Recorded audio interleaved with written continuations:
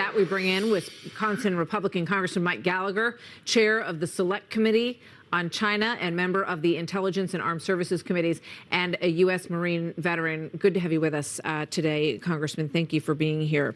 I want to start with this quote from the Wall Street Journal editorial board. A number of important pieces that were written. You had one yesterday on China as well in the Wall Street Journal. This is by the editorial board. With Russia at war against the West and China refusing to negotiate while it rapidly builds its nuclear force, rebuilding U.S. nuclear deterrence will have to be a top U.S. priority. Holding out hope that Mr. Putin will change his mind about New START is a fool's errand. So, I mean, are we in a new nuclear arms race? Is the argument there that we should be? And does that really make sense?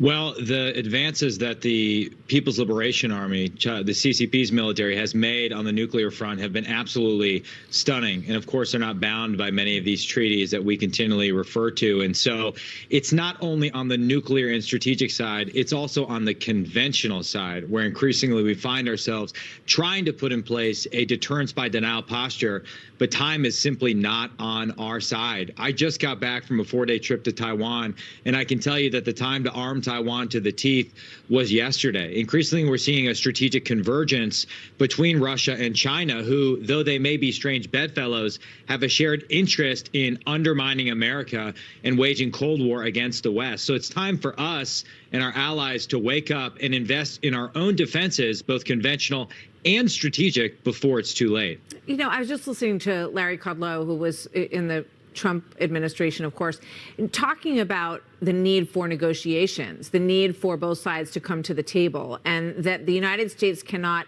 you know, commit to billions and billions of dollars every year into the future, that there has to be sort of an understanding of what the goal is here. And I think the American people are very torn on this entire question.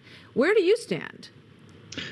I stand from the position that we need to negotiate from strength.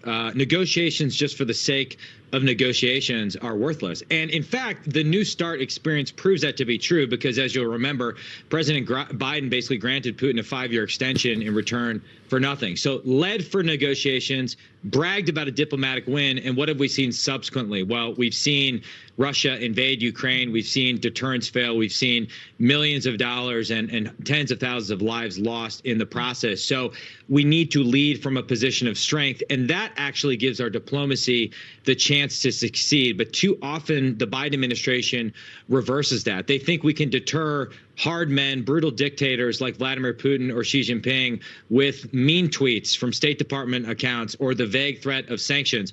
Only hard power deters, and that's what we need to understand if we want our diplomacy and any negotiation to succeed.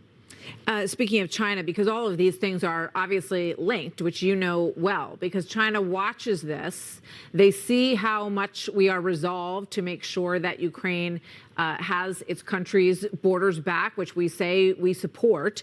And here's what the Chinese diplomat, the top-ranking one who was in the meeting today with Vladimir Putin, he said this: "We would like to emphasize once again that the comprehensive strategic partnership between Russia and China has never been directed against a third party and is certainly not subject to interference and provocation by any third party. What's more, we will not be overwhelmed by coercion and pressure from third parties." What's your take on that?